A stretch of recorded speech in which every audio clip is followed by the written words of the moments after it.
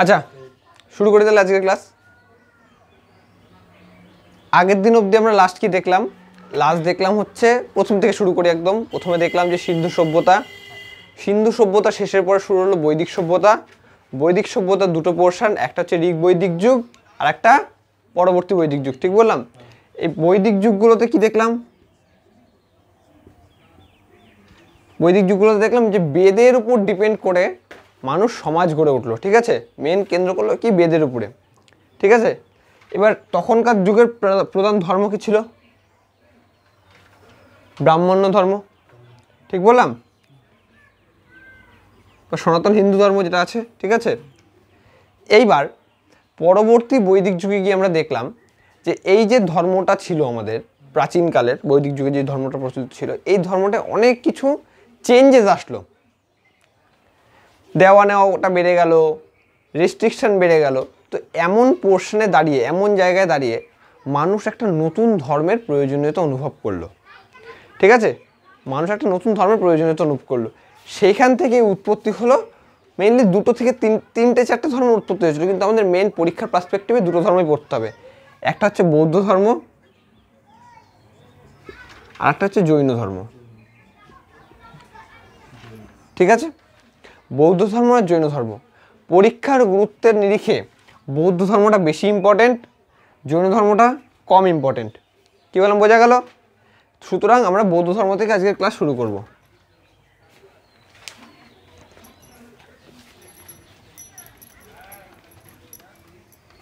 বোর্ডে দেখো,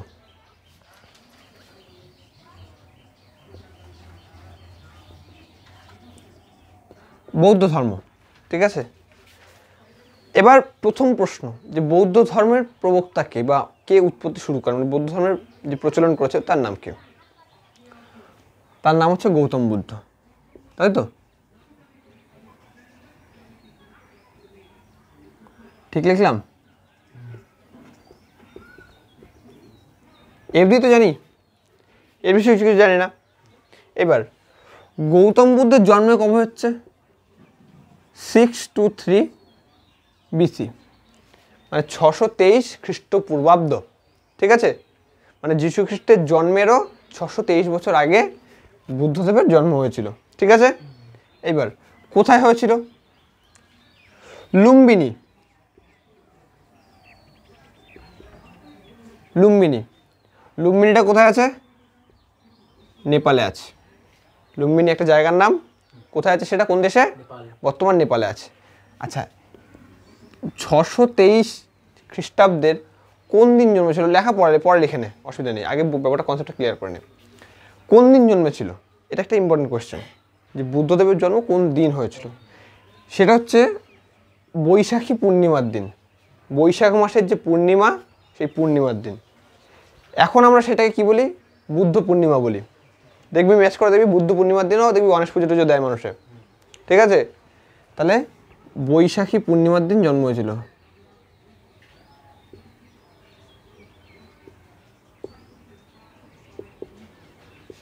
তাহলে এবার প্রশ্নতে আসি, বৌদ্ধ ধর্মের প্রবক্তা কে? গৌতম বুদ্ধ বা বুদ্ধদেব, ঠিক আছে? তার জন্ম কবে হয়েছে? 623 খ্রিস্টপূর্বাব্দে। বৈশাখী পূর্ণিমার দিন হলো জন্ম।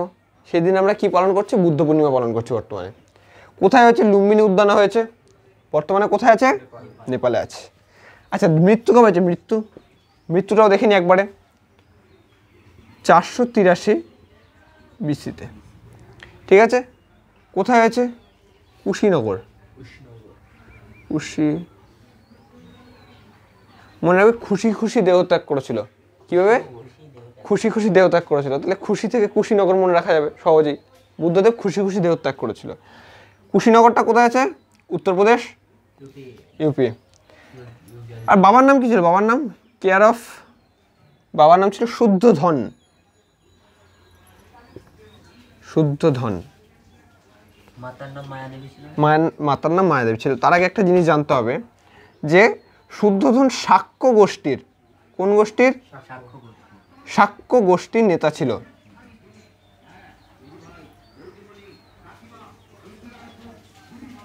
এবার যদি বলে যে বুদ্ধদেব কোন বংশের লোক ছিল? শাক্য বংশের। কোনো সমস্যা নেই। আচ্ছা, মায়ের নাম কি ছিল? মায়ের নাম মায়া দেবী বা মহামায়া। মহামায়াটাই লিখি, মহামায়া। ঠিক আছে, এবার এই মায়ের দিকটাও জানতে হবে। মা কোন গোষ্ঠীর লোক ছিল? কোলিয়ান ট্রাইব বা কোলিয়ান ক্লাইনে। হ্যাঁ, কোলিয়ান গোষ্ঠীর, কোলিয়ান গোষ্ঠী। ঠিক আছে, আচ্ছা বলো। গৌতম বুদ্ধের ছোটবেলার নাম ছিল? আসবে, কিচ্ছু বাদ যাবে না। দেখ এইবার কি দেওয়া যায় আর? ওনার মাসির নাম, গৌতম বুদ্ধের মাসির নাম হচ্ছে গৌতমী। কি নাম? গৌতমী। এইবার গৌতম বুদ্ধের ছোটবেলাকার নাম ছিল সিদ্ধার্থ। ঠিক আছে, এই সিদ্ধার্থকে প্রতিপালন করলেন কে?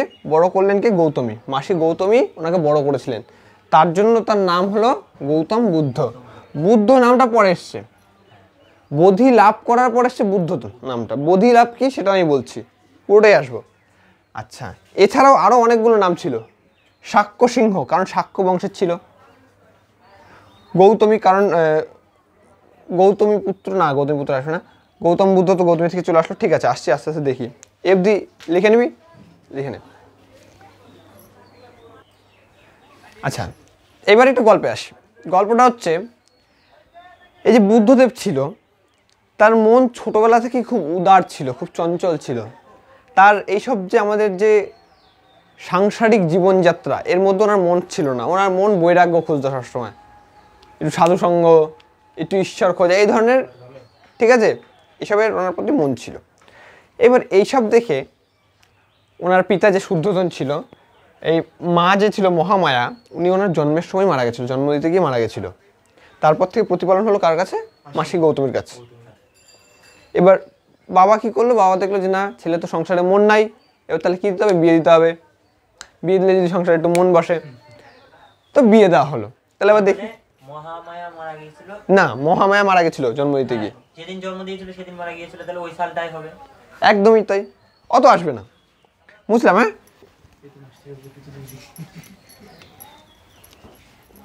আচ্ছা, এইবার গৌতম বুদ্ধের কি করলো? বিয়ে দিল। বিয়ে দিল কার সাথে? কোনো একটা মহিলার সাথে নিশ্চয়ই। তাহলে স্ত্রীকে দেখি। স্ত্রীর নাম হচ্ছে যশোধরা।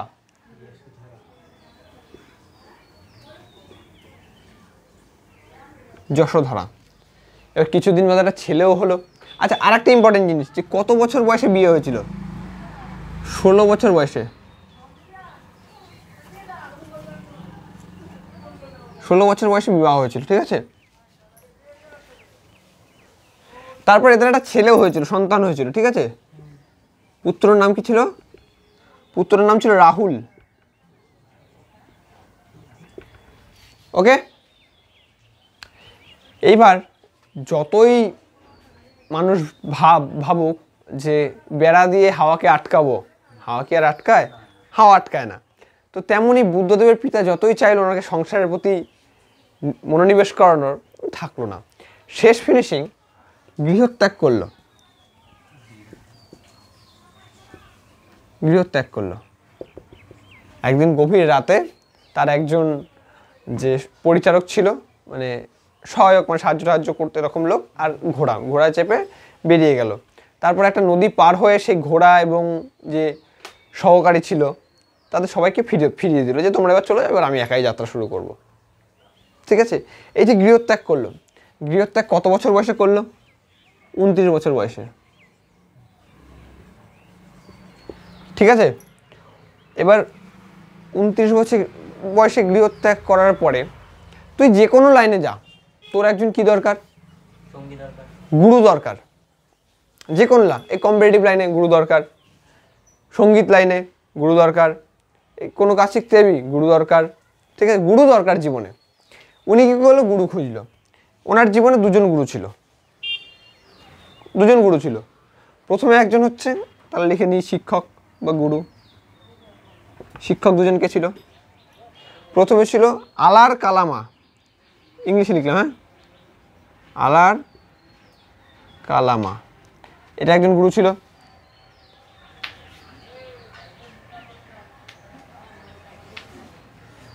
আর একজন ছিল, তার নাম হচ্ছে রামপুত্র, আরেকজন গুরু ছিল রামপুত্র। এই দুজন গুরু।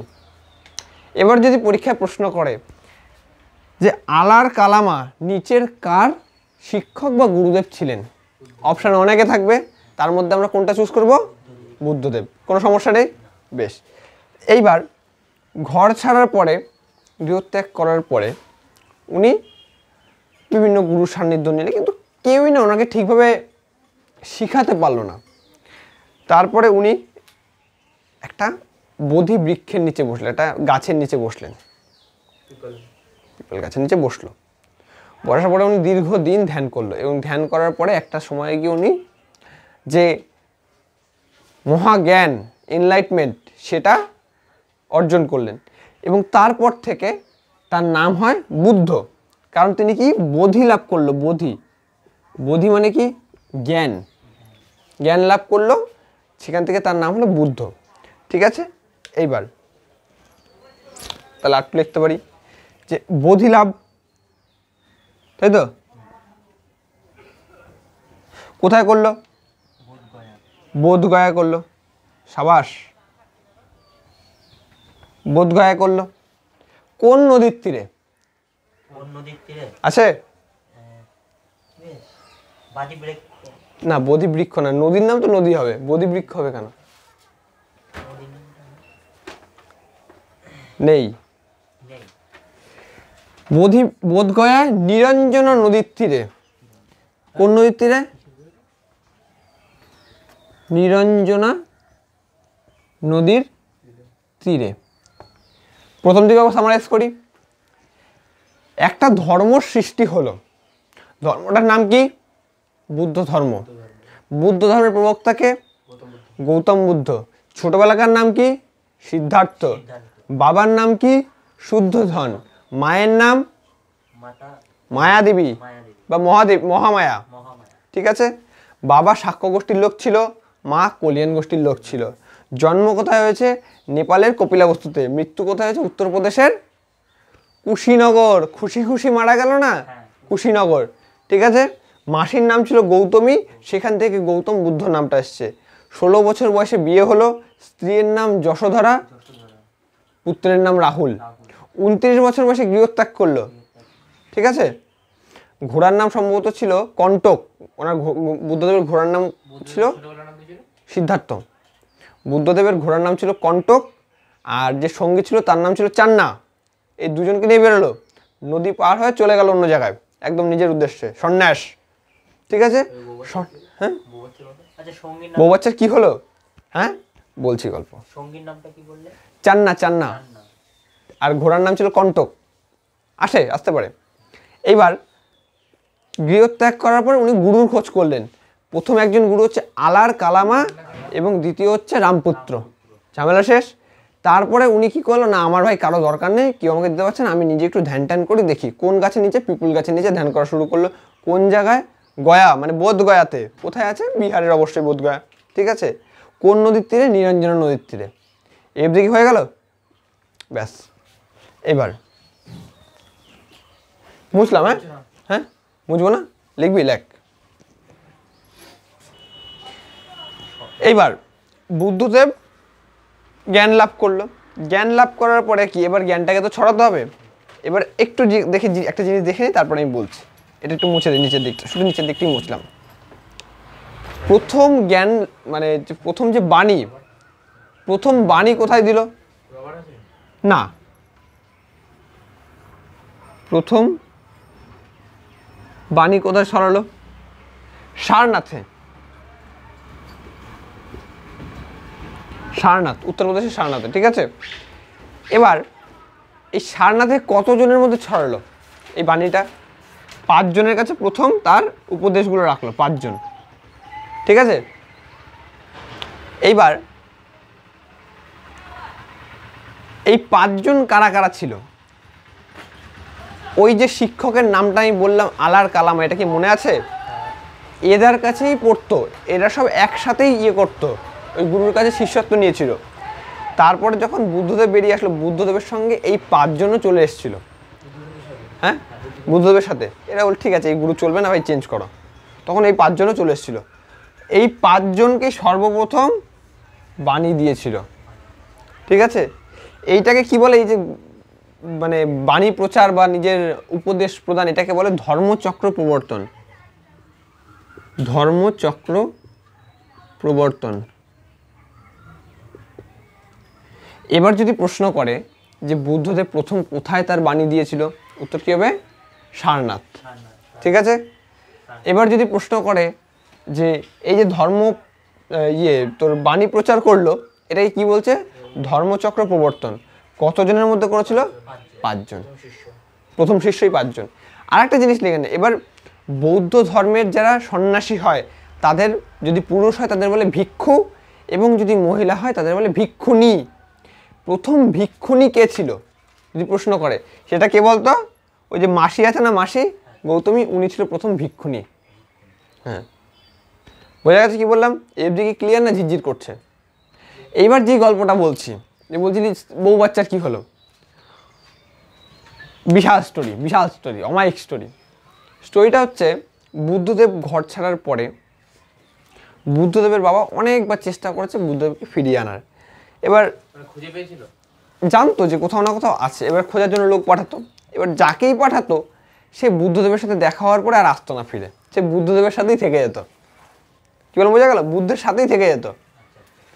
এবার অনেকবার লোক পাঠানোর পরে লোক আর যখন ফেরত আসে না, তখন একজনকে পাঠিয়েছে যে বলো ঠিক আছে আমি জানি তুই আর আসবি না ফেরত, তুইও ওই বুদ্ধের সাথেই মিশে যাবি, তুই আর আমার কাছে আসবি না ফেরত। তো তুই একটা কাজ করিস, খালি তুই বুদ্ধের যে ভাব আছে ওই ভাবে বিভোর হওয়ার আগে তুই খালি বুদ্ধকে একটা কথা বলিস, যে ওকে একটা কথা বলিস যে বাবা তোকে মনে করেছে, এই জাস্ট এই কথাটুকু। এবার ওর কর্তব্য ঠিক রেখেছে, বুদ্ধের সাথে যখন দেখা হয়েছে ও বলেছে যে বাবা আপনার পিতা আপনাকে মনে করেছে। আচ্ছা ঠিক আছে, এবার যতই সে এখন দেবতা বা ঈশ্বর হয়ে যাক বা জ্ঞান লাভ করে ফেলুক, ছেলে তো ছেলে, বাবা তো বাবাই, তো মন কেঁদেছে, ঠিক আছে যাই, বাবা যখন ডেকেছে। হিসাব অনুযায়ী তো রাজার ছেলে, গোষ্ঠীর প্রধান রাজা, সে রাজার ছেলে, সন্ন্যাসী, মণ্ডিত মস্তক, ঠিক আছে, গেরুয়া বসন, ওই পোশাক পরে রাজ্যে এসছে। সবাই তো অবাক, হ্যাঁ রাজার ছেলে এরকম লুকে এসছে। তো যাই হোক, ঘুরতে ঘুরতে ঘুরতে ঘুরতে ওদের যে বাড়ি বা রাজপ্রাসাদ সেখানে গেছে, গিয়ে সবাই বসেছে, কথা মথা হয়েছে, সব ঠিক আছে। এবার বুদ্ধদেবের স্ত্রী কিন্তু একটা খুব রাগ করেছিল। কি রাগ করেছিল? রাত্রেবেলা পালিয়ে গেছে না বলে। হ্যাঁ, যে বুদ্ধদেব গেল আমায় বলে গেল না কেন? আমি কি ওকে না করতাম? ও একটা এত বড় মহৎ কাজে যাচ্ছে, আমি কি ওকে না করতাম? না তো করতাম না। তো ও আমাকে বলে গেল না কেন? ও আমাকে এইটুকুনি বিশ্বাস করতে পারলো না যে আমি ওকে আটকাতাম না? তো এই নিয়ে খুব রাগ করেছিল। তো বুদ্ধদেব যখন সবাই এসছে, রাজবাড়িতে এসছে, তখন স্বাভাবিক কী হওয়ার কথা ছিল যে দৌড়ে যা, তুমি এতদিন কোথায় ছিলা, তুমি আমাকে না বলে চলে গেলা, খুব রাগ, একটা মান অভিমানের। কিন্তু বুদ্ধদেবের স্ত্রী তো বুদ্ধদেবের স্ত্রী যশোধরা, তো উনি কী করলো তখন আসছেন দেখা করতে। তো বুদ্ধদেব যশোধরা জিজ্ঞেস করলো যে হ্যাঁ এরকম যশোধরা কোথায়? বলে ঠিক আছে ও নিজের ঘরেই আছে। এবার বুদ্ধদেব ঘরে গিয়ে স্ত্রীর সাথে দেখা হয়েছে। তোদের কি মনে হয় যে বুদ্ধদেব প্রথম কথাটা তার স্ত্রীকে কি বলেছে? কি বলেছে মনে বলে? হ্যাঁ, আর কিছু একটু ডিপ ভাব, যে একটু ইউনিক কিছু বলবে, এরা বুদ্ধদেব, ছেলে কেমন, আরো ডিপ ভাব, আর সরি আমার ভুল হয়ে গেছে, এরকম যাওয়াটা উচিত হয়নি, এগুলোই তো বলবে। ক্ষমা চাইছি, এসব কিচ্ছু বলেনি। বুদ্ধদেব কি করেছে? ঘরে গিয়ে নিজের স্ত্রীর সামনে গিয়ে, যশোধরার সামনে গিয়ে নিজের যে ভিক্ষার ঝুলিটা ছিল সেটা সামনে বাড়িয়ে দিয়ে বলল ভিক্ষাং দেহি, মানে আমায় ভিক্ষা দাও। তখন যশোধরা কি করেছে বলে মনে হয়? যশোধরা নিজের ছেলের যে রাহুল আছে তার হাতটা বুদ্ধের হাতে দিয়ে দিল, যে এই নাও তোমার ভিক্ষা, তুমি ভিক্ষা চেয়েছিলে, এই নাও, আমি তোমার আমার ছেলেকে দিয়ে দিলাম। মানে কতটা দারুণ ব্যাপার একটা, বোঝা গেল? না না না না, মানে লেভেলগুলো ভাব মানুষের কোথায়। আমরা তো কাম, কদ, মদ, মোহ, আশ্চর্য এগুলোর প্রতি ভেসে যাই, রাগ হলো, রাগের মাথায় যে কি করব, আমাদের কোনো বাস্তবিক জ্ঞান থাকে না। এরা ওগুলোর ঊর্ধ্বে, এর জন্য এরা দেবত্ব পেয়েছে। হয়তো এরাও মানুষ ছিল, তবে এরা নিজেদের যে ষড়রিপুগুলো ছিল সেগুলো জয় করেই হয়তো এরা নিজেদের দেবতা হিসেবে প্রকাশ করতে পেরেছে। যাই হোক, হলো, সেটা পরের কথা। এইবার বোর্ডটা মুছলাম। হ্যাঁ, স্টোরিটা ভালো লাগলো? বেশ। লেখাও কি? হ্যাঁ, লেখাও কি, লেখ তাহলে। আচ্ছা, এই অবধি বোঝা গেছে? ক্লিয়ার? এই অবধি বোঝা গেছে? ক্লিয়ার? এইবার বুদ্ধদেবের যে সামগ্রিক জীবন, জন্ম থেকে মৃত্যু অবধি তার যে স্টেজেসগুলো আছে, হ্যাঁ, স্টেজগুলোকে 5টা জিনিস দিয়ে সিগনিফিকেন্ট করা হয়। মানে 5টা, দেখা গেল আমি বললাম আমাদের কাছে কি খাতা পেন মানে কি? পড়াশোনার প্রতীক, ঠিক আছে? কাস্তে হাতুড়ি মানে কি? কাজের প্রতীক, ঠিক আছে? সব পলিটিক্যালে চলে যাচ্ছি, থাক, বাদ দাও। তো এরকম 5টা জিনিস দিয়ে, যাই হলো সেটা পরে, নো পলিটিক্যাল। এইবার 5টা জিনিস দিয়ে, হ্যাঁ, এই বুদ্ধদেবের সমগ্র যে জীবনযাত্রার 5টা স্টেজ, সেটাকে আইডেন্টিফাই করা হয়। সেগুলো আমরা একবার দেখে নিই, ঠিক আছে? 1, পদ্ম বা লোটাস। হ্যাঁ, পদ্ম বা লোটাস দিয়ে কি সিগনিফাই করা হয়? বুদ্ধদেবের যে জন্ম, সেই ঘটনাকে, ঠিক আছে? 2 নম্বর হচ্ছে ঘোড়া। ঘোড়া দিয়ে কি সিগনিফাই করা হয়? হ্যাঁ, গৃহত্যাগ, যেটাকে বৌদ্ধ ধর্মে কি বলা হয়? মহাভিনিষ্ক্রমণ। মহাভিনিষ্ক্রমণ, মহাভিনিষ্ক্রমণ মানে মহা অভিনিষ্ক্রমণ, গৃহত্যাগ। 3 নাম্বার হচ্ছে বোধি গাছ। বোধি যে গাছটা আছে, জ্ঞান অর্জন করে। হ্যাঁ, এটাকে দেখা হয় নির্বাণ লাভ, নির্বাণ।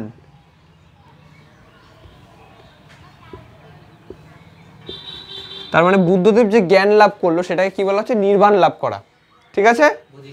বোধি গাছের নিচে, বোধি গাছে সিগনিফাই করা হয়। 4 নাম্বার আছে চাকা, হুইল, চাকা বা চক্র। হ্যাঁ, এটা দিয়ে কি করা হয়? উপদেশ, ধর্মচক্র প্রবর্তন, তাই না? উপদেশ বা ধর্মচক্র প্রবর্তন, ঠিক আছে? এবং শেষ 5 নাম্বারটা কি? স্তূপ। ওকে, স্তূপ হচ্ছে বুদ্ধদেবের মৃত্যুর প্রতীক। এবার যদি প্রশ্ন করে যে বুদ্ধদেবের জন্মকে কোন জিনিস দিয়ে চিহ্নিত করা হয়, উত্তর কি হবে? জন্ম বলেছি, তাহলে হবে পদ্ম বা লোটাস, ঠিক আছে? যদি বলা হয় যে গৃহত্যাগ, তাহলে ঘোড়া। আর যদি বলা হয় যে মৃত্যু, তখন হবে হচ্ছে গিয়ে স্তূপ।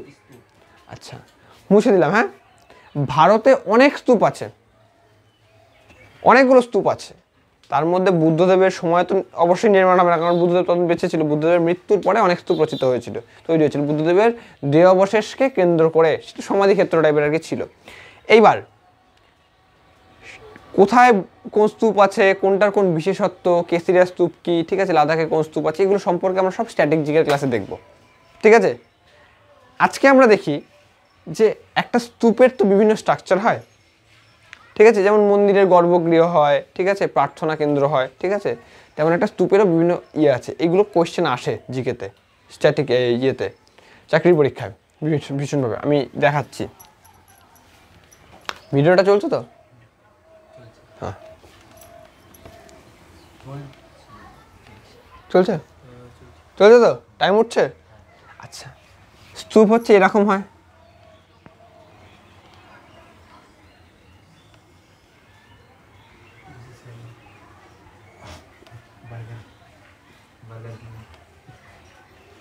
আচ্ছা, এখানে গেট থাকে, তোদের রাখতে হবে না, তোরা খালি দেখে নে, গুগল থেকে ছবি ডাউনলোড করে পেয়ে যাবি। তোরা পারলে একটা প্রিন্ট আউট করে ছোট্ট করে স্টিক করে নিবি, এটা ইম্পর্টেন্ট। হ্যাঁ, এই যে প্রথমে যে ডিমের মতো জিনিসটা আছে বা হাফ হেমিস্ফেরিক্যাল যেটা আছে, এটাকে কি বলে? এটাকে বলে আন্ডা, আন্ডা বলে এটাকে, ঠিক আছে? এই যে জায়গাটা দেখছি, এই যে জায়গাটা, এটা হচ্ছে প্রদক্ষিণ পথ। আমরা যেমন তুলসী মন্দিরে পাক দিই না, হ্যাঁ, মায়াপুরে দেখবি আছে করা করা করা গোল গোল গোল গোল, ওই পিছন দিকটায় 108টা। হ্যাঁ, এই যে প্রদক্ষিণ করার পথটা, এটাকে বলে মেধি। কি বলে? মেধি বলে, মেধি, ঠিক আছে? এই যে এগুলো যে গেট, এগুলোকে কি বলে?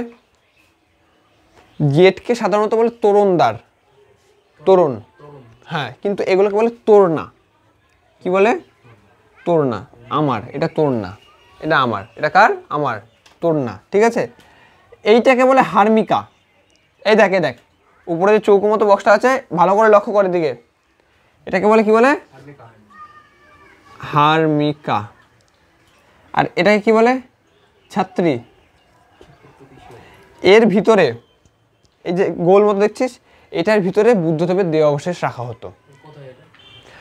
বহুত জায়গায় আছে, মেনলি 18টা না কতগুলো না 13টা মতো বুদ্ধদেবের দেহাবশেষ দিয়ে গঠিত হয়েছিল।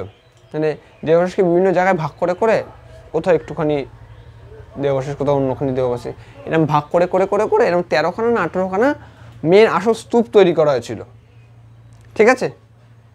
সেগুলোর মধ্যে মেনলি 5খানা মতো পাওয়া গেছে, বাকিগুলো পাওয়া যায়নি, কোনো কারণে হারিয়ে গেছে। আর এবং পরবর্তীকালে বুদ্ধদেবকে মনে রাখার জন্য, বৌদ্ধ ধর্মের প্রসার ঘটানোর জন্য, ঠিক আছে, আরও অনেক স্তূপ নির্মাণ করেছিল বিভিন্ন রাজা, বিভিন্ন সম্রাট, বিভিন্ন মহারাজারা, ঠিক আছে? এদিকে ক্লিয়ার না? কোনো ডাউট আছে? বেশ, এবার স্তূপ যখন হয়ে গেল,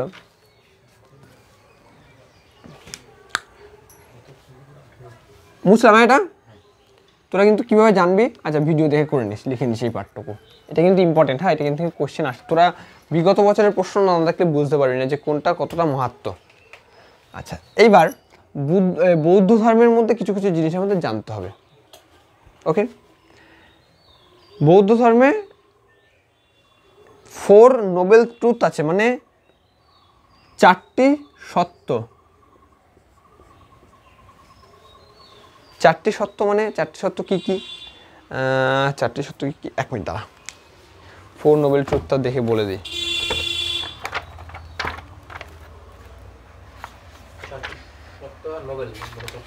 না না, নোবেল না, নোবেল পুরস্কার না, 4টি সত্য।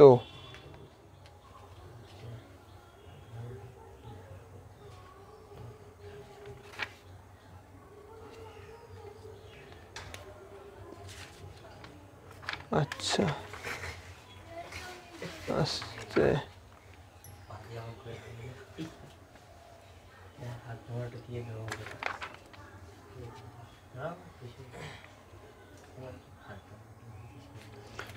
নোবেল ট্রুথ কোথায় গেল?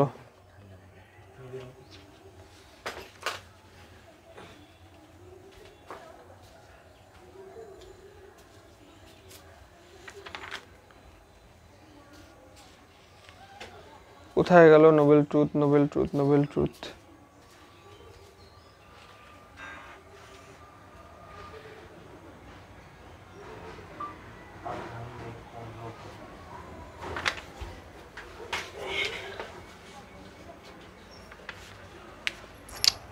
দরকার সময় জিনিসটা পাওয়া যাবে না।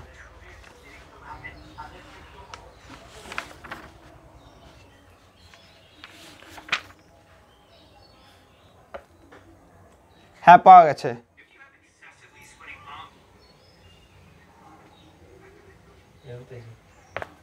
এই দেখ, 4টে সত্যর কথা উনি বুদ্ধদেব বলে গেছে। 4টে সত্য কি? দুঃখ আছে, দুঃখের কারণ আছে, দুঃখ নিবৃত্তি করা যায় এবং দুঃখ নিবৃত্তির উপায় আছে। কি বললাম? দুঃখ আছে, দুঃখের কারণ আছে, দুঃখ নিবৃত্তি করা যায় এবং দুঃখ নিবৃত্তি করার কিছু উপায় আছে। মানে দুঃখ নিবৃত্তি হয়, মানে তোর দুঃখ হবে না এরকম ব্যাপার। মানে দুঃখ মানে হচ্ছে আমাদের যে কষ্ট, বেদনা, বেদনা যে হবে না তারও উপায় আছে। তার উপায় হিসেবে কি বললো? অষ্টাঙ্গিক মার্গ। অষ্টাঙ্গিক মার্গ মানে 8টা রাস্তা, 8টা ওয়ে। হ্যাঁ, 8টা রাস্তার কথা বুদ্ধদেব বলল। এবার প্রশ্ন করবে কিভাবে যে অষ্টাঙ্গিক মার্গ কোন ধর্মের সাথে যুক্ত, বা 4টি শর্ত, এই সত্য যেটা আছে 4 নোবেল ট্রুথ কোন ধর্মের সাথে যুক্ত? বৌদ্ধ ধর্মের সাথে যুক্ত। এগুলো ইম্পর্টেন্ট লিখে রাখতে হবে। অষ্টাঙ্গিক মার্গে কটা রাস্তার কথা বলা হয়েছে? 8টা ওয়ে। এই হচ্ছে ব্যাপার।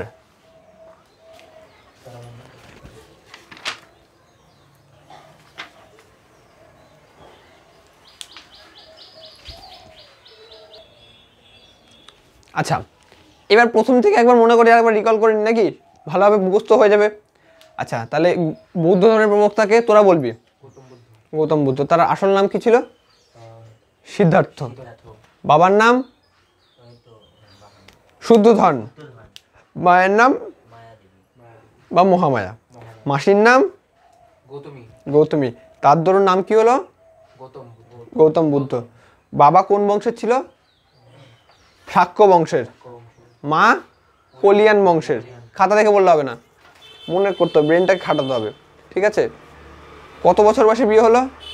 16 বছর বয়সে বিয়ে হলো। স্ত্রীর নাম যশোধরা, পুত্রের নাম রাহুল। কত বছর বয়সে গৃহত্যাগ করলো? 29। কিসে করে গেল? ঘোড়ায় করে। ঘোড়ার নাম কি? কণ্টক। আর হচ্ছে কার সাথে সঙ্গীর নাম কি ছিল? চান্না। ঠিক আছে? আচ্ছা, তারপরে গৃহত্যাগ করার পরে দুজন গুরু পেল। একজনের নাম আলার কালামা, আর আরেকজনের নাম কি? রামপুত্র। হয়ে গেল। তারপরে উনি কি করলো? বোধি লাভ করলো। কোথায় করলো? পিপল গাছের নিচে, বোধগয়ায়, নিরঞ্জনা নদীর তীরে। ঝামেলা শেষ। এই যে জ্ঞান লাভ করলো, এটাকে কি বলো? সে নির্বাণ লাভ করলো। নির্বাণ, তাই তো? এবার প্রথম কোথায় বাণী প্রচার করলো? উপদেশ দিল কোথায়? সারনাথে। এটাকে কি বলা হচ্ছে? ধর্মচক্র প্রবর্তন। কতজনের মধ্যে করলো? 5 জনের মধ্যে করলো। ঠিক আছে? আচ্ছা, তারপরে আর কি রাখালাম? সারনাথ। তারপরে হচ্ছে এই যে তাদের জীবনে এই যে স্টেজগুলো, তাহলে আমাকে বলতো বুদ্ধদেবের জন্ম কোথায় হয়েছিল? বুদ্ধদেবের জন্ম নেপালের কোথায় হয়েছিল? লুম্বিনী। আর মৃত্যু? কুশীনগর। খুশি খুশি, মনে থাকবে। এবার এই যে জীবনের যে পর্যায়গুলো বুদ্ধদেব 5টা সিগনিফিকেন্টে করা হলো, তাহলে জন্মকে কি বোঝানো হলো? কি দিয়ে? পদ্ম। তারপরে ঘোড়া। নির্বাচন না, নির্বাণ লাভ। হচ্ছে বোধি গাছ। বোধি গাছ বা পিপল গাছ। উপদেশ ধর্মচক্র প্রবর্তন হচ্ছে চক্র। চক্র। আর মৃত্যুর প্রতীক স্তূপ। স্তূপ। এবার স্তূপের মধ্যে বিভিন্ন প্যাটার্ন দেখে নিলাম আমরা। ঝামেলা শেষ, এমনি হয়ে গেল। আচ্ছা, এইবার বুদ্ধদেব কি বলল? 4টি সত্য এবং অষ্টাঙ্গিক মার্গের কথা বলে গেল। ঠিক আছে? এবার বুদ্ধদেবের মারা যাওয়ার পরে কিছু কিছু বৌদ্ধ গ্রন্থ বা বৌদ্ধ সাহিত্য রচনা হয়েছিল। মূলত যে বৌদ্ধদের, যেমন আমাদের হিন্দুদের গীতা, মুসলিম ভাইদের এই ইয়েদের কোরআন, শিখদের হচ্ছে গুরু গ্রন্থ সাহেব, তেমন এই বৌদ্ধ ধর্মের ধর্মগ্রন্থ হচ্ছে ত্রিপিটক। কি? ত্রিপিটক। এখানে পিটক কথার অর্থ কি? পিটক কথার অর্থ হচ্ছে ঝুড়ি। তাহলে কটা ঝুড়ি? 3টে ঝুড়ি। ত্রিপিটক। ত্রিপিটক 3টে ঝুড়ি। ঝুড়িগুলোর নাম কি কি? আচ্ছা, আগে একটা জেনে নিই যে এগুলো কোন ভাষায় রচিত। এই বইগুলো, ত্রিপিটকগুলো কোন কোন ভাষায় রচিত? হ্যাঁ, পালি ভাষায়। পালি ভাষায় রচিত। ঠিক আছে? আচ্ছা, এবার 3টে পিটক হচ্ছে, প্রথম হচ্ছে সুপ্ত পিটক। সুপ্ত পিটক, দন্ত সরস্বতী তয় তয়, সুপ্ত পিটক। ঠিক আছে? সুপ্ত পিটকের আন্ডারে কটা বই আছে টোটাল? 5টা বই। যেমন ঋগ্বেদের কটা মণ্ডল? এই বল, ঋগ্বেদের কটা মণ্ডল? হ্যাঁ, ওটা তো বেদের। 4টি না? ওটা তো বেদ 4টে। ঋগ্বেদের কটা মণ্ডল বা কটা বই আছে ঋগ্বেদের টোটাল? 1080টি। 1028টা তো তোর ইয়ে প্যারাগ্রাফ বা মন্ত্র আছে কেন? 10টা মণ্ডল আছে না? তার মধ্যে 7টি সেটাই তো। পড়তে হবে, রিভিশন কর মন ভালো করে। সুপ্ত পিটকে 5টা বই আছে। হ্যাঁ, কটা বই? 5টা বই আছে। এর মধ্যে কি আছে? এই বইগুলোতে লেখা আছে বিভিন্ন নিয়ম, বিভিন্ন শেখানো বাণী টানি আছে। হ্যাঁ, বইগুলোর নাম লিখবে না? বাণী সমূহ বলছি। বৌদ্ধদের ধর্মগ্রন্থ কোনটা? ত্রিপিটক। ত্রিপিটক, হ্যাঁ। পিটক কথার অর্থ কি? ঝুড়ি। ঝুড়ি। আচ্ছা, এবার 3টে পিটক, তার মানে তাই তো? ত্রিপিটক মানে 3টে পিটক আছে। 3টি পিটক। প্রথম পিটকটা কি? সুত্ত পিটক। সুত্ত পিটকের আন্ডারে কটা বই আছে? 5টা। এটার মধ্যে কি আছে? বাণী সমূহ আর কিছু শেখানো টেখানোর ব্যাপার আছে, টিচিংস আছে বিভিন্ন, ঠিক আছে, যেগুলো শিখিয়ে দিয়ে গেছে। ঠিক আছে, এইটা জানতে হবে। 2 নম্বর তাহলে কি হবে? বিনয় পিটক। বিনয়,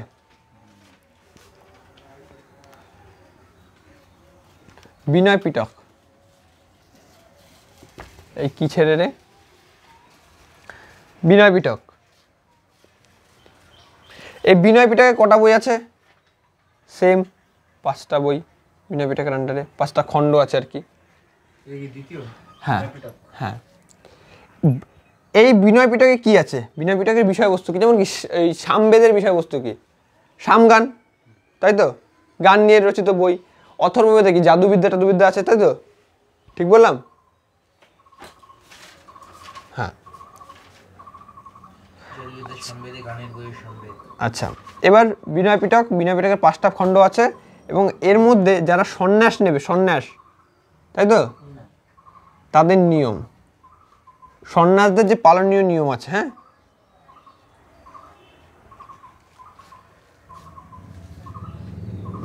এবার একটা জিনিস জানতে হবে যে এই বিনয় পিটকটা কে রচনা করেছিল?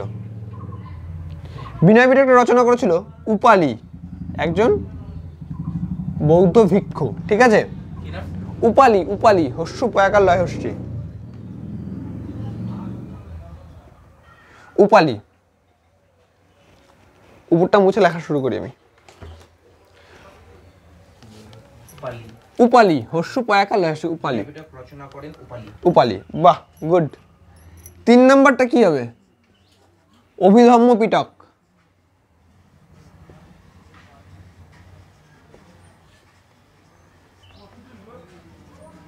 অভিধম্ম পিটক, ঠিক আছে। অভিধম্ম পিটকে কটা আছে? 7টা বই আছে, 7টা।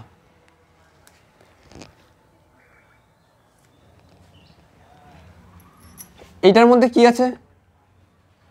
সুপ্ত পিটকে যে নিয়মগুলোর কথা বলা আছে, বিভিন্ন বাণী সমূহ, ঠিক আছে, হ্যাঁ, সেগুলোর ব্যাখ্যা। বাণী সমূহের ব্যাখ্যা। হ্যাঁ, বাণী সমূহের ব্যাখ্যা। এবার যদি প্রশ্ন করে যে বিনয় পিটকের বিষয়বস্তু কি, প্রশ্ন করতেই পারে স্বাভাবিকভাবে যে বিনয় পিটকের বিষয়বস্তু কি। অপশন এ গান, অপশন বি বিভিন্ন বাণী, অপশন সি সন্ন্যাসীদের জন্য নিয়ম, অপশন ডি কোনোটি না। উত্তর কোনটা হবে? Option C. Option C. বোঝা গেল? চলো চলে আসি। আচ্ছা, এই গেল বৌদ্ধ ধর্মগ্রন্থ, ঠিক আছে। এবার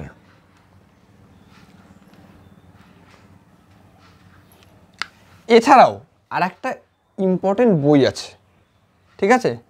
4 নম্বর? হ্যাঁ হ্যাঁ, 4 নম্বরে? না 4 নাম্বার না, এটা তো তিনটে পিটক হয়ে গেল, ত্রিপিটক। ত্রিপিটক কমপ্লিট হয়ে গেল। এবার আলাদা একটা এক্সট্রা বই আছে, সেটা ইম্পর্টেন্ট বৌদ্ধ ধর্মের ক্ষেত্রে। সেটার নাম কি? মিলিন্দ পানহা। বইটার নাম মিলিন্দ পানহা। বোঝা গেছে? মিলিন্দ পানহাতে কি আছে?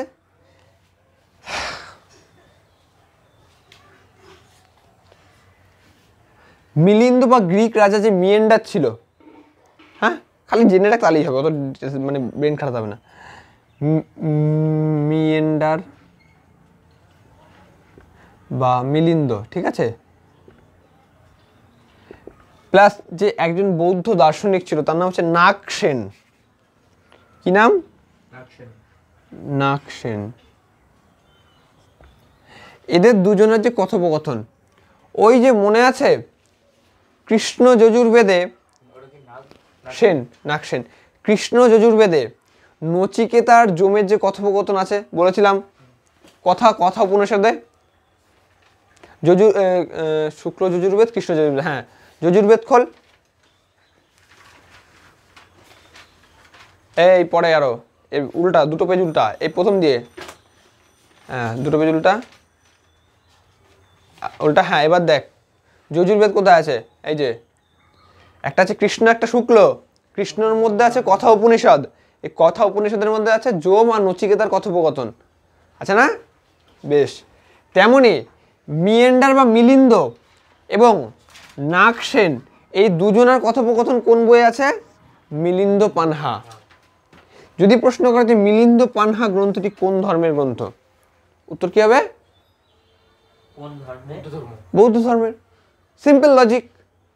বেশ, এছাড়াও সংস্কৃততে আরো কিছু, এগুলো সব পালি ভাষায় রচিত। হ্যাঁ, এতক্ষণ পর্যন্ত যে বইগুলোর নাম বললাম প্রত্যেকটাই পালি ভাষায় রচিত। এইবার কিছু সংস্কৃত গ্রন্থের নাম দেখব। সংস্কৃত গ্রন্থ, ঠিক আছে? সংস্কৃত গ্রন্থের নাম দেখে নিন। প্রথম যেটা ইম্পর্টেন্ট, ডাব্লিউবি কেপি সহ বিভিন্ন পশ্চিমবঙ্গের পরীক্ষায় বারবার এসছে, সেটা হচ্ছে বুদ্ধচরিত। কি নাম? বুদ্ধচরিত। লেখা কার? বুদ্ধচরিত কার লেখা? অশ্ব ঘোষ। অশ্ব মানে কি? ঘোড়া ঘোষ, অশ্ব ঘোষ, অশ্ব মানে ঘোড়া তো। তাহলে বুদ্ধচরিত কার লেখা? অশ্ব ঘোষ। এবং 2 নম্বর একটা ইম্পর্টেন্ট কোয়েশ্চেন, এটা বৌদ্ধ ধর্মের আর একটা ইম্পর্টেন্ট কোয়েশ্চেন। আচ্ছা, সংস্কৃত গ্রন্থ এটা কি বললেন? এই যে গ্রন্থগুলো লেখাচ্ছে, বুদ্ধচরিত কোন ভাষায় লেখা? কোন ভাষায় লেখা? পালি। হ্যাঁ, সংস্কৃত। সংস্কৃত। ভাষায় লেখা। ত্রিপিটক কোন ভাষায় লেখা? পালি। পালি। মিলিন্দ পানহা কোন ভাষায় লেখা? পালি। পালি। বুদ্ধচরিত সংস্কৃত। এবার লেখ জাতক। জাতক কোন ভাষায় লেখা? সংস্কৃত। গুড, বুঝেছ আনোয়ার ভাই? আচ্ছা, জাতক একটা বই না, জাতক হচ্ছে 15টা বইয়ের সংকলন। 15টা বইয়ের সংকলন। কটা বইয়ের সংকলন? 15টা বইয়ের সংকলন। এই জাতকের মূল বিষয়বস্তু কি? বুদ্ধদেবের যে আগের জন্ম আছে, পূর্বজন্ম, বোঝা গেছে? বোঝা যায়নি? ও আগের জন্য। আগের জন্য মানে বুদ্ধ তো বুদ্ধ হিসেবে জন্মগ্রহণ করলো, বুদ্ধের আগে যেসব জন্মগুলো ছিল সেই জন্মের যেসব গল্পগুলো আছে সেগুলো হচ্ছে জাতকে আছে। তাহলে লিখতে পারি জাতকের মূল বিষয়বস্তু কি? আর বুদ্ধচরিত হচ্ছে বুদ্ধদেবের বায়োগ্রাফি, জীবনী, অশ্ব ঘোষের লেখা। আচ্ছা, বুদ্ধের পূর্ব জন্মের কাহিনী, তাই তো? এটাই তো আসছে হিসাবে। এই হচ্ছে ব্যাপার। এই অবধি ক্লিয়ার? একটু আগের থেকে রিভিশন করে নিই। বুদ্ধদেবের জীবনের যে পর্যায়গুলো আছে বা ফেজগুলো আছে, কি কি ফেজ আছে? কটা ফেজ আছে? কটা ফেজ আছে? ওগুলো পরে, আগে বল বুদ্ধদেবের যে জীবনের যে ভাগ করেছে, কটা ভাগে ভাগ করেছে? 5টা ভাগে। জন্মকে কি দিয়ে ভাগ করলো? পদ্ম। তারপরে গৃহত্যাগ, ঘোড়া। ঘোড়ার নাম কি ছিল? কণ্টক। যে নিয়ে গেছিল তার নাম হচ্ছে চান্না। আচ্ছা, ছানা, বুদ্ধদেব মনে রাখবে ছানা খেয়েছিল। ছানার মধ্যে কাটার খোঁচা খেয়েছিল। কাটা মানে তো কণ্টক, ছানা থেকে চান্না সঙ্গীর নাম, আর কাটা থেকে কণ্টক ঘোড়ার নাম, হয়ে গেল। ছানা খেতে গিয়ে কাটার খোঁচা খেয়েছিল বুদ্ধদেব, ব্যাস হয়ে গেল। সব ঠিক করে মনে রাখতে হবে। আচ্ছা, গৃহত্যাগ কি বোঝালো? ঘোড়া। তারপর হচ্ছে ধর্ম প্রবর্তন, বদিলাভ আছে। বদিলাভ কি দিয়ে? কোন গাছ হয়েছিল সেটা? অশ্বত্থ গাছ বা পিপল গাছ। হ্যাঁ, আর হচ্ছে ধর্মচক্র প্রবর্তন হচ্ছে চাকা দিয়ে সিগনিফাই করা আছে। আর মৃত্যু হচ্ছে স্তূপ। বৌদ্ধ ধর্মের ধর্মগ্রন্থ কোনটা? ত্রিপিটক। ত্রিপিটক কটা অংশ? 3টে। পিটক কথার অর্থ কি? পিটক কথার অর্থ কি? হ্যাঁ, ঝুড়ি। লিখিসনি? লিখেছিস না লিখিসনি? না লিখলে লিখে নে। পিটক কথার অর্থ হচ্ছে ঝুড়ি। তাহলে 3টে পিটক কি কি? সূত্র পিটক, বিনয় পিটক, অভিধর্ম পিটক। প্রথম দুটোতে 5টা করে বই এবং শেষেরটাতে 7টা বই, ঠিক বললাম? এবার সুপ্ত পিটকের মূল বিষয়বস্তু কী আছে? বাণী টানি এগুলো সম্পর্কে আলোচনা করা আছে, এগুলো দেওয়া আছে। অভিধর্ম পিটক, এই বিনয় পিটকে কী আছে? যারা সন্ন্যাসী হবে তাদের যে নিয়ম আছে সেগুলো এখানে লেখা আছে। কটা বই আছে? 5টা বই আছে। আর শেষেরটা হচ্ছে 7টি বই আছে, তার মধ্যে বাণীসমূহের ব্যাখ্যা। বাণীসমূহের ব্যাখ্যা করা আছে, ঠিক আছে? আর এছাড়াও এই বইগুলো কোন ভাষায় রচিত? পালি ভাষায় রচিত। এবার এছাড়াও আরেকটা পালি ভাষার বিখ্যাত গ্রন্থ হচ্ছে মিলিন্দ পানহা। কোন বই? মিলিন্দ পানহা। এই মিলিন্দ ছিল একজন গ্রিক শাসক, ঠিক আছে? এর নাম হচ্ছে মিয়েন্ডার। আর এর সাথে একজন বুদ্ধ যে সন্ন্যাসী ছিল তার নাম হচ্ছে নাগসেন। এই দুজনের কথোপকথন এর মধ্যে আছে, বিভিন্ন কোয়েশ্চেন করছে, নাগসেন উত্তর দিচ্ছে, ঠিক আছে? নাগসেন বোঝাচ্ছে, এইটা আছে। আর এছাড়াও সংস্কৃত ভাষার দুটো ইম্পর্টেন্ট বই হচ্ছে বুদ্ধচরিত, যার লেখক হচ্ছে অশ্বঘোষ, আর হচ্ছে জাতক। 15টি বইয়ের সংকলন। এটা হচ্ছে বুদ্ধের আগের জন্মের কাহিনী। তাহলে প্রথম এখন বর্তমান কাহিনী কিসে আছে? বুদ্ধচরিতে। কার লেখা? অশ্বঘোষ। আর আগের জন্মের কাহিনী কিসে আছে আনোয়ার? পালি ভাষায় রচিত। বুদ্ধদেবের আত্মজীবনী মানে জানিস তো? বায়োগ্রাফি। এই আনোয়ার, না জানলে বলতে হয় ভাই জানি না, তুই শিখতে এসেছিস, কোনো লজ্জা নেই, নো লজ্জা। আত্মজীবনী মানে হচ্ছে ধর তুই তোর জীবনে কী কী হয়েছে জন্ম থেকে শুরু করে জীবন কাহিনী। একদম রাইট, ধরে ফেলেছে, আর কোনো চাপ নাই। বুদ্ধদেবের জীবন কাহিনী লেখা আছে বুদ্ধ চরিতে। লেখককে? অশ্বঘোষ। এবং আগের জন্মে, এই জন্মের আগের জন্মে, তার আগের জন্ম বল না, আগের জন্মে কোনো পাপ ছিল এর জন্য এবার চাকরিটা পেলাম না, এরকম ব্যাপার আর কি। আর আগের জন্মে কোনো পাপ ছিল এর জন্য কুত্তাকে আমরা খেয়ে নিলাম আমাকে। তো আগের জন্মের যে কাহিনীগুলো বুদ্ধদেবের সেগুলো লেখা আছে জাতকে। বুদ্ধচরিত আর জাতক এই গ্রন্থ দুটো কোন ভাষায় রচিত? সংস্কৃত ভাষায়। এবার যদি বলে জাতক কতগুলি বই নিয়ে রচিত? টোটাল 15টা বইয়ের কালেকশন। হিসাব ক্লিয়ার না? এখনও ঝিরঝির করছে? ক্লিয়ার অরবিন্দ? কোনো ডাউট? ঠিক আছে, চলো। আচ্ছা, বুদ্ধদেবের জন্ম, জ্ঞান লাভ, মৃত্যু এবং তার বাণী প্রচারটা যা সব কিছু হয়ে গেল, আমাদের শেষ, কোনো সমস্যা নেই। এইবার বুদ্ধদেবের মৃত্যুর পরে বুদ্ধদেবের যে বাণীগুলো ছিল বা বুদ্ধদেবের যে ধর্মমত ছিল সেটাকে নিয়ে অনেক কনফিউশন তৈরি হলো। হ্যাঁ, তার জন্য কি আয়োজন করা হলো? বৌদ্ধ সঙ্গীতি বা সম্মেলনের। মানে বৌদ্ধ সন্ন্যাসীরা সব এক জায়গায় মিলিত হবে, একটা মিটিং টিটিং হবে, তারপর একটা ডিসিশনে আসা হবে যে না, এটা থেকে এটা। এইবার এরকম 4টে বৌদ্ধ সঙ্গীতি হয়েছিল। কটা? 4টে। সালটা কোথায় হয়েছিল এবং কোন রাজা বা কোন সম্রাট এটার পিছনে ব্যাক সাপোর্ট দিয়েছিল যে হ্যাঁ তোমরা করো, ঠিক আছে, আছে, এটা তো খরচা আছে, তারপর হচ্ছে একটা সাপোর্টের দরকার, চাইলে তো আর করা যাবে না। তো কে এটার আয়োজন করেছিল সেইগুলো সম্পর্কে আমরা এখন দেখব, ঠিক আছে? আমি বুঝলাম। হ্যাঁ, এটা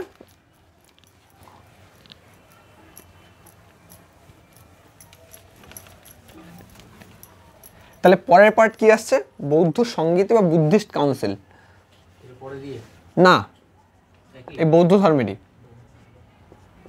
বৌদ্ধ সঙ্গীতি, ঠিক আছে? প্রথম বৌদ্ধ সঙ্গীতি কবে হলো? প্রথম বৌদ্ধ সঙ্গীতি হলো 480 BC-তে, ঠিক আছে? কোথায় হলো? রাজগৃহ। রাজগৃহ কি, কোথায়, এগুলো কিচ্ছু জানার দরকার নেই। পরবর্তী যখন আমরা এই ষোড়শ মহাজনপদ সম্পর্কে জানবো, পড়বো, এর পরের ক্লাসটা সম্ভবত, আজকে যদি জৈন ধর্ম কমপ্লিট করতে পারি তাহলে পরের ক্লাস হবে ওই ষোড়শ মহাজনপদ, সেটা সম্পর্কে আমরা প্রপারলি ধারণা পাবো। আচ্ছা, কোথায় হয়েছিল? রাজগৃহতে হয়েছিল। আচ্ছা, কে এটার মানে কোন রাজা ছিল এই সময়, বা কে কোন রাজার অনুকূল্যে এটা হয়েছিল? এটা হচ্ছে অজাতশত্রু। নামটা শোনা? অজাতশত্রু, হর্ষঙ্কু বংশের প্রতিষ্ঠা থেকে। গুড। আচ্ছা, এবং ধর প্রত্যেকটা সভা বা সমিতির একজন করে তো সভাপতি থাকে, হ্যাঁ, যে না ও আজকের আমাদের সভাটা পরিচালনা করবে। তো এই সবার যে সভাপতি ছিল, হ্যাঁ, এই যে প্রথম বৌদ্ধ সঙ্গীতির সভাপতি কে ছিল? সেটা হচ্ছে মহাকাশ্যপ। মহাকাশ্যপ। ঝামেলা শেষ। এবার দ্বিতীয় বৌদ্ধ সংগীতি কবে হলো? 383 383 BC-তে। কোথায় হলো? বৈশালীতে হলো। বৈশালী কোথায় হয়েছে? বৈশালীতে। এবং কে রাজা ছিল তৎকালীন সময়ে? কাল অশোক। রাজা কে ছিল? কাল অশোক। আচ্ছা। এবং সভাপতিত্ব কে করছিল? শিবকামী। শিবকামী, ঠিক আছে। 3 নম্বরটাও দেখে নি তাহলে, বাদ দিয়ে লাভ নেই। 3 নম্বরটা হচ্ছে 250 BC-তে। কোথায় হয়েছিল? পাটলিপুত্র।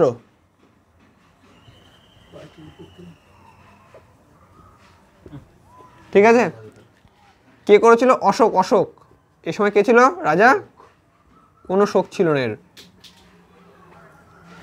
আর কোথায় হয়েছিল? আর সরি, সভাপতি কে ছিল? মোগলিপুত্র। পুত্র পুত্র, ঠিক আছে। 4 নাম্বারটা দেখে নি। 4 নাম্বারটা হচ্ছে 72 AD, তার মানে খ্রিস্টাব্দ, তাই তো? 72 খ্রিস্টাব্দে চলে আসলাম এবার। এটা কোথায় হয়েছিল? কাশ্মীরে হয়েছিল। কাশ্মীর। সভাটা কোথায় হয়েছিল? কাশ্মীরে। রাজা কে ছিল তখন? কনিষ্ক। এবং সভাপতি ছিল বসুমিত্র। আচ্ছা, প্রশ্ন কিভাবে আসবে? তার প্রশ্ন করলো যে চতুর্থ বৌদ্ধ সংগীতি কোথায় হয়েছিল? কাশ্মীরে। রাজা কে ছিল তখন? কনিষ্ক। আর সভাপতি কে ছিল? বসুমিত্র। 4টে থেকে সেম ভাবে আসতে পারে। এবার রাজাগুলো মনে রাখার একটা ট্রিক আছে। কি ট্রিক? একে একে একে একে অজাতশত্রু কালাশক, অশোক কনিষ্ক, একে একে। যদি তৃতীয় বলে তাহলে এ কে এ আসবে, এদিকে কে আসবে? অশোক আসবে। ঝামেলা শেষ। ওকে, আচ্ছা। এইবার না বুঝবো না। এই চতুর্থ বৌদ্ধ সংগীতিতে গিয়ে বৌদ্ধ ধর্ম দুটো ডিভিশনে ভাগ হয়ে গেছিল। মেন দুটো ডিভিশন। একটা ডিভিশন হচ্ছে হিনজান, একটা ডিভিশন হচ্ছে মহাযান। কি বললাম? একটা হিনজান আর একটা হচ্ছে মহাযান। এবার এই দুটোরই কিছু স্পেশালাইজেশন আছে, ঠিক আছে? তোরা লিখে তারপরে আমি বলছি। আগে দেখিনি। আচ্ছা, এইবার এই চতুর্থ বৌদ্ধ সংগীতি হওয়ার পরে মানে দুটো দলে বিভক্ত হয়ে গেল বৌদ্ধ ধর্মটা। কটা দলে? দুটো দল। একটা হচ্ছে হিনজান, একটা হচ্ছে মহাযান। এবার দুটো সম্পর্কে একটু দেখে নি। বুঝলাম? হ্যাঁ, তাহলে টোটাল কটা বৌদ্ধ সংগীতি হয়েছিল? 4টে। শেষেরটা কোথায় হয়েছিল? কাশ্মীর সে কন্যাকুমারী। একটা হচ্ছে হিনজান। হ্যাঁ, বৌদ্ধ ধর্মের দুটো ভাগ। আর একটা হচ্ছে মহাযান আর মহাযান। মহাযানরা বুদ্ধকে দেবতা হিসেবে মনে করত। কি বললাম? বুদ্ধকে দেবতা বা ভগবান বা ঈশ্বর মনে করতো। হিনজানরা বলছে যে বুদ্ধ কোনো ঈশ্বর না, ভগবান না, ও আমাদের মতোই মানুষ, কিন্তু ওর প্রচুর জ্ঞান ছিল, আমরা ওকে সেইভাবে মানব। ঠিক আছে? সেই হিসাবে এই হিনজানরা মূর্তি পূজা করত। বুদ্ধদেবের মূর্তি বানিয়ে মূর্তি পূজা করত। ঠিক আছে? আর হিনজানরা কি করতো? মহাযানরা মূর্তি পূজা করতো, আর হিনজানরা মূর্তি পূজা করতো না। তাহলে আমি না লিখে দিলাম শুধু। হ্যাঁ, আর এরা মানে ঠিক আছে, একই আর তোরা তোদের মতো লিখে না, অসুবিধা নেই। আচ্ছা, আমি তাহলে ঠিক করে লিখে দিই। মহাযান, তাই তো? এদিকে মহাযান আসবে, তাই তো? তোদের বক্তব্য অনুযায়ী মহাযান আর হিনযান, এই তো। মহাযানরা তাহলে মূর্তি পূজা করতো, আর এরা করতো না। মহাযানরা কোন ভাষা ব্যবহার করতো? সংস্কৃত, আর হিনজানরা পালি। ঠিক আছে,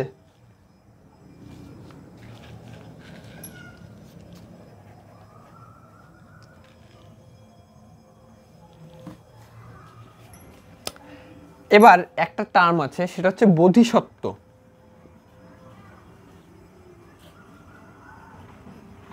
বোধিসত্ত্ব, এরা বোধিসত্ত্ব টার্মটা ব্যবহার করতো, এরা করতো টান টার্ম মানে একটা শব্দ।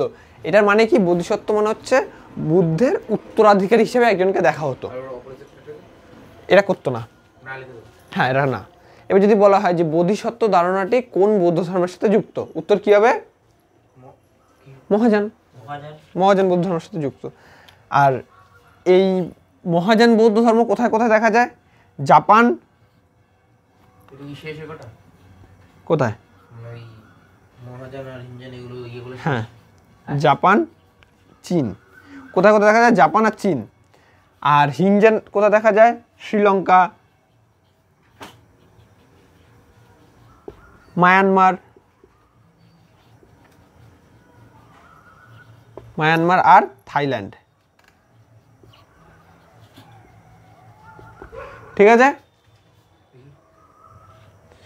জাপান চীনে দেখা যায় মহাযান, শ্রীলঙ্কা, মায়ানমার, থাইল্যান্ড। এবার দেখ, জাপান চীন এগুলো আমাদের ভারতের উপর দিককার দেশ না, তাই তো?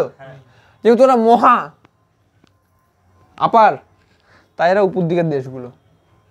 আর হিনজান মানে হিন মানে নিচু, তার শ্রীলঙ্কা দেখ নিচের দিকে, থাইল্যান্ড, মায়ানমার সব নিচের দিকে পড়ছে। ঠিক আছে, বোঝা গেছে কি বললাম? এইবার একবার রিভিশন করি। মহাযান ধর্মমত আর হিনজান বৌদ্ধ ধর্মমত, ঠিক আছে? এরা মূর্তি পূজা করতো, এরা করতো না। এরা সংস্কৃত ব্যবহার করতো, এরা ব্যবহার করতো পালি। এদের কাছে বোধিসত্ত্ব ধারণা ছিল, এরা বোধিসত্ত্বকে মানতো না। এই চীন, জাপান এইসব দেশে মহাযান ব্যবহার করা হয়, মানে মানা হয়। আর শ্রীলঙ্কা, মায়ানমার, থাইল্যান্ডে হিনজান বৌদ্ধ ধর্মটা মানা হয়। কী বললাম, বোঝা গেছে? ক্লিয়ার? এছাড়াও আরও একটা বৌদ্ধ ধর্মের শাখা ছিল, সেটাকে বলা হয় বজ্রযান। কি? বজ্রযান কিসের এটা? বৌদ্ধ ধর্মের ভাগ।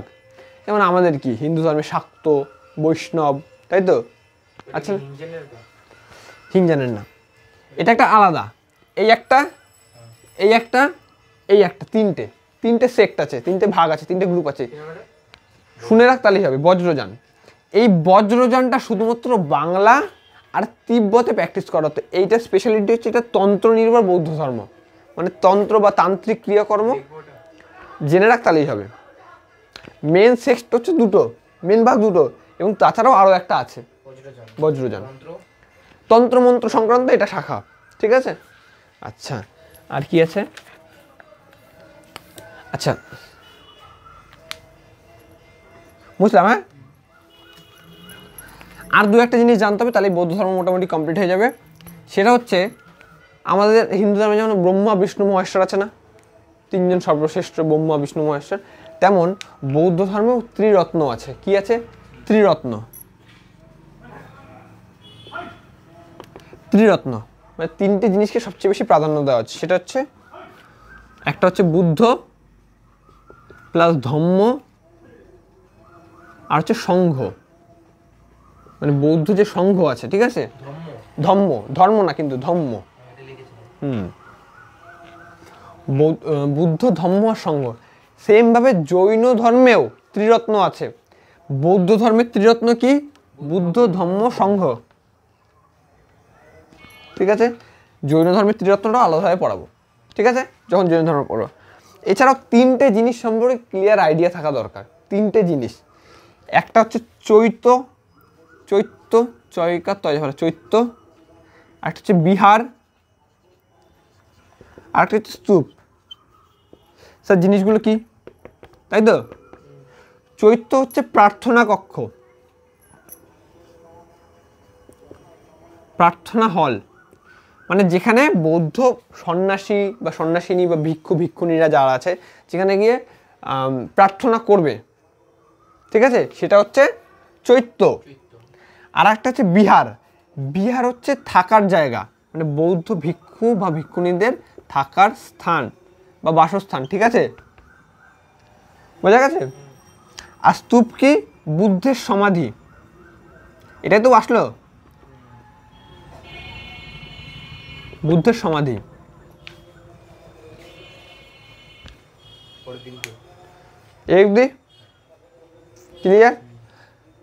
যাই হোক হলো, যদি আজকের ভিডিও বা ক্লাস ভালো লেগে থাকে লাইক শেয়ার অ্যান্ড সাবস্ক্রাইব। আমরা এইভাবেই সমগ্র জিকেটা শেষ করবো আস্তে আস্তে। কোনো ডাউট বা কোয়েশ্চেন থাকলে কমেন্টে জানাও।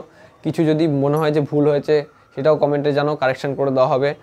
আর জানি কেউ দেখবে না, কি আছে আর, আমাদের ছেলেপেলে কটাই দেখবে।